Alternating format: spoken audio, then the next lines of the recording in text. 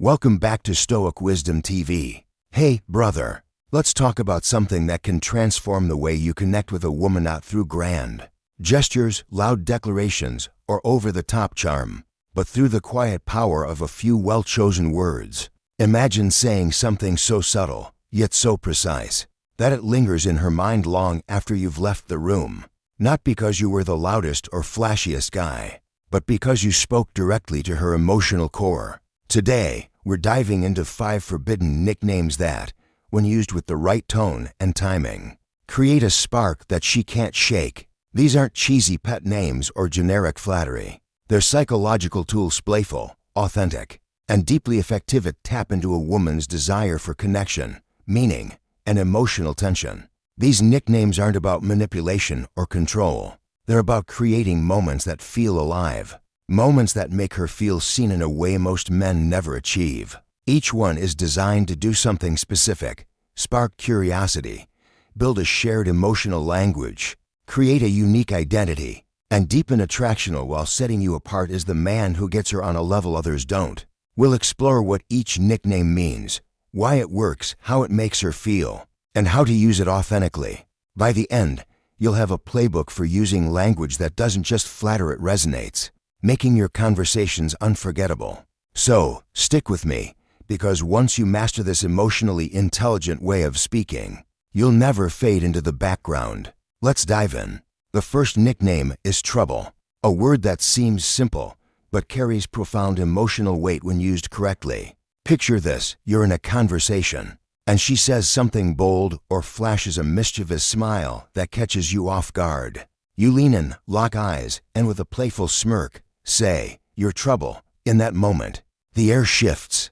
You're not just teasing, you're inviting her into a shared space of playful polarity, where the tension crackles with possibility. Trouble reframes her identity in a way that's both light and powerful. She's no longer just attractive or interesting, she's a charming disruption. Someone who challenges your composure and stirs something unpredictable. Unlike generic compliments like "you're beautiful," which she's heard 1,000 times, trouble creates a unique emotional imprint. It's an inside joke, a private moment that feels exclusive to the two of you, positioning her as a source of delightful mischief. Why does this work? Attraction isn't just about chemistry or compliments, it's about the feeling someone experiences in your presence. When you call her trouble, you make her feel playful, slightly rebellious, and emotionally alive. That feeling becomes something she associates with you, something she wants to chase. Psychologically, this nickname reveals a vulnerability wrapped in control. You're admitting she affects you, but you're not rattled. This creates a soft power dynamic. She feels empowered because she sees her impact, but she feels safe because you're steady. That balanced emotional spark paired with masculine composure is where lasting attraction grows. The key is authenticity. Use trouble in a real moment when her wit, boldness, or charm surprises you. Say it sparingly, with a knowing grin, and it becomes a signature, a word she'll replay in her mind later, carrying the memory of how alive she felt. In a world of surface-level flattery, trouble is light but magnetic, simple but layered, playful but meaningful, a moment she'll remember not just for what you said, but for how it made her feel like someone worth shaking up your world. Next up is Heartbreaker, a nickname that dances between playful and provocative. When you call her Heartbreaker with a knowing grin, you're doing more than teasing, you're acknowledging her magnetic pull in a way that feels personal. You're saying, "I see the effect you have, and I'm not afraid to call it out."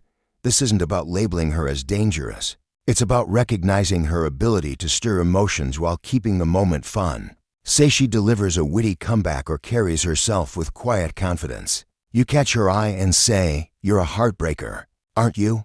You're not just flattering Harry or creating a narrative where she's the captivating force, and you're the man secure enough to handle it. This creates a dynamic that's both exciting and safe, a balance women find irresistible. The power of Heartbreaker lies in its duality. It's a compliment, she's captivating, someone who leaves an impression, but it's also a challenge, suggesting she's got a spark that could unsettle even the strongest man. Psychologically, it taps into her desire to feel impactful.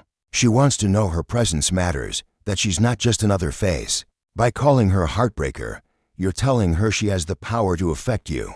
But you're doing it from strength, not neediness. You're not begging for her attention, you're observing her influence with calm amusement.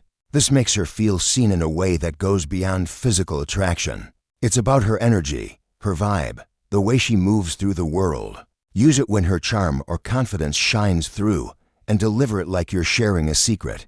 That moment becomes a private exchange, a shared language that sets you apart from the guys throwing out generic compliments. She'll remember it because it's an acknowledgement of her unique power, delivered by a man who sees it without being overwhelmed. The third nickname, my favorite headache, is pure gold for building intimacy without getting too heavy. It's playful, affectionate, and just a little cheeky, striking a balance between teasing and tenderness. Imagine you're in a light-hearted exchange, she's teasing you about something silly, or pulling you into a debate you didn't see coming. You grin and say, "You're my favorite headache, you know that?" You're telling her she's a delightful challenge you're happy to deal with. It's not about calling her difficult. It's about acknowledging the way she keeps you on your toes. And you love it. This nickname builds an inside joke, a shared emotional space that feels exclusive.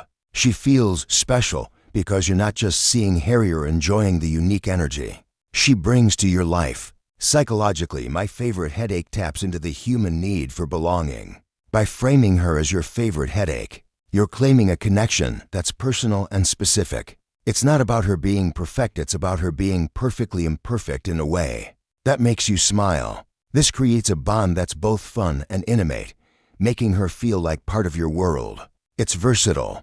Too, you can use it early in a connection to keep things light, or later in a relationship to reinforce that playful bond. The key is to deliver it with warmth and confidence, letting her know you're in on the joke. Why does it stick? Because it makes her feel like she's part of something unique. She's not just another woman, she's the one who brings a spark that's both challenging and comforting. That duality creates an emotional anchor, a moment she'll revisit when she thinks of you, because it feels like it belongs only to the two of you. The fourth nickname, Wild Card, celebrates a woman's untamed, unpredictable spirit in a way that's empowering and magnetic. When you call her Wild Card, you're not boxing her and you're honoring the fact that she's impossible to pin down. You're saying, "I see the spark in you, the part that surprises and defies expectations, and I'm drawn to it." This isn't about control, it's about recognizing her boldness and letting her know you're intrigued. Imagine she says something offbeat, delivers a witty comeback, or challenges you with a look that says she's not following anyone's script. You lean in, smile, and say, "You're such a wild card. I never know what I'm going to get with you." This nickname validates her individuality. Women often face pressure to conform, to be predictable or safe. But when you call her Wild Card, you're telling her it's not just okay to be different and it's irresistible. You're rewarding the spontaneity she might hesitate to express, creating a space where she feels safe to be her most authentic self. Psychologically, this taps into her desire to be seen for who she truly is, not a stereotype. You're not trying to tame Harry or enjoying her mystery. That's a rare gift. Most men either try to control a woman's energy or shy away from it. But you're standing in your strength, appreciating her unpredictability without needing to contain it. That confidence is magnetic. She'll bring more of that edge into your interactions, not for validation, but because you've made it exciting to be herself. Use Wild Card when her boldness shines through, and deliver it with calm intrigue. She'll feel seen as a force of nature, and that feeling will keep her coming back to you. Finally, we come to Muse, a nickname that carries unmatched emotional weight. Most men offer compliments praising her looks, her style, her smile. Those are nice, but they often fade because they're so common. When you call a woman your muse, you shift the dynamic entirely. You're not just admiring Harry or saying she inspires you, stirs your thoughts, colors your world in a way no one else does. You're placing her at the emotional center of your inspiration. And that's a kind of praise that reaches deeper than any surface-level charm. Imagine a conversation where her perspective opens your mind, or a quiet moment where her presence brings you peace. You look at her and say, "Honestly, you're kind of my muse," delivered with quiet sincerity, as if it surprised you too. It's a moment she won't forget. Why does Muse hit so hard? It taps into a woman's desire to feel purposeful. She wants to know her presence matters. That she's not just someone you're pursuing, but someone who improves you.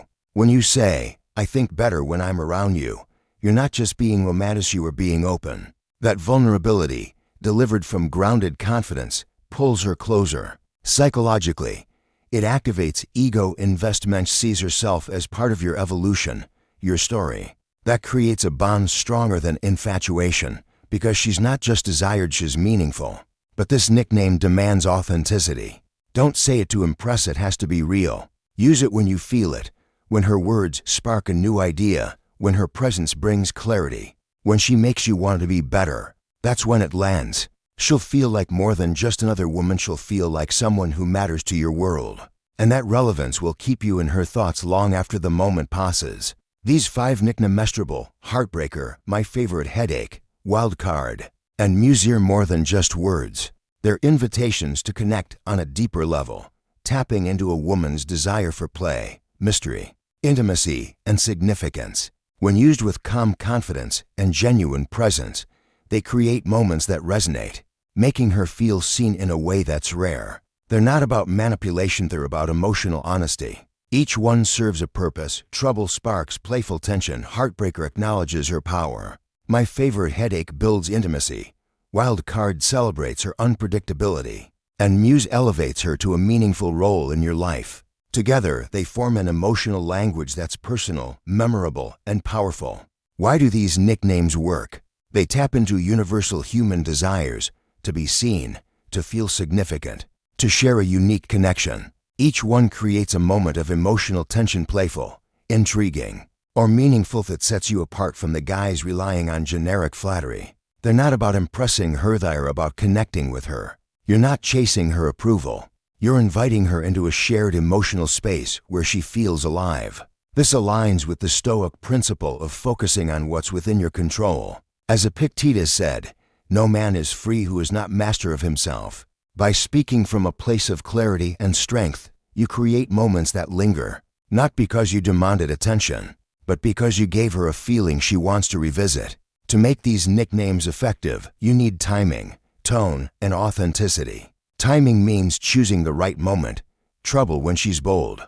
Heartbreaker when her confidence shines. My Favorite, Headache, during a playful exchange. Wild Card when she's unpredictable. And Muse when you genuinely feel inspired. Tone matters just as much. Deliver them with a smirk, a warm grin, or quiet sincerity. Depending on the moment, your tone should show you're in control of your emotions, not swept away. Most importantly, be authentic. These aren't scripts to memorize, they're reflections of what you see in her. If you don't feel it, don't say it. Women can sense an authenticity, and it'll backfire. But when you say these words because they're true, they hit her heart in a way that lingers. From a Stoic perspective, this is about mastering your emotional presence. As Marcus Aurelius said, the things you think about determine the quality of your mind. When you train yourself to be observant, intentional, and grounded, your words carry weight. These nicknames aren't about saying more, they are about saying what matters. They're about creating moments that resonate, not through loud declarations, but through quiet authenticity. Each nickname becomes an emotional anchor, transporting her back to the moment you said it, to the feeling of being seen in a way that's uniquely hers. That's how memories are built, not through flash, but through depth. The bigger picture here is about building lasting attraction. Attraction isn't about chasing attention or memorizing lists, it's about creating a space where emotional connection forms effortlessly yet meaningfully. These nicknames are tools for doing just that. They're a way to practice speaking with intention, to learn how to connect on a level that's emotional, not just logical. The more you cultivate this presence, observing, listening, responding authentically, more natural it becomes.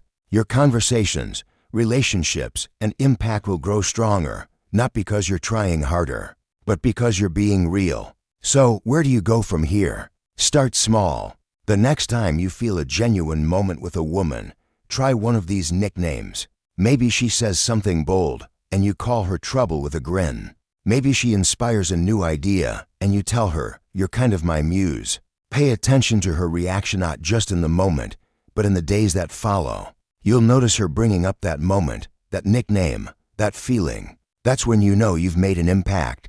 You're not just another guy, you're the man who made her feel alive in a way that's rare and unforgettable. I want to hear from you.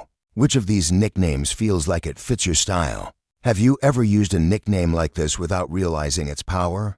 Maybe you've been on the receiving end of a name that stuck with you. Share your story in the comments. Your perspective could spark something for someone else.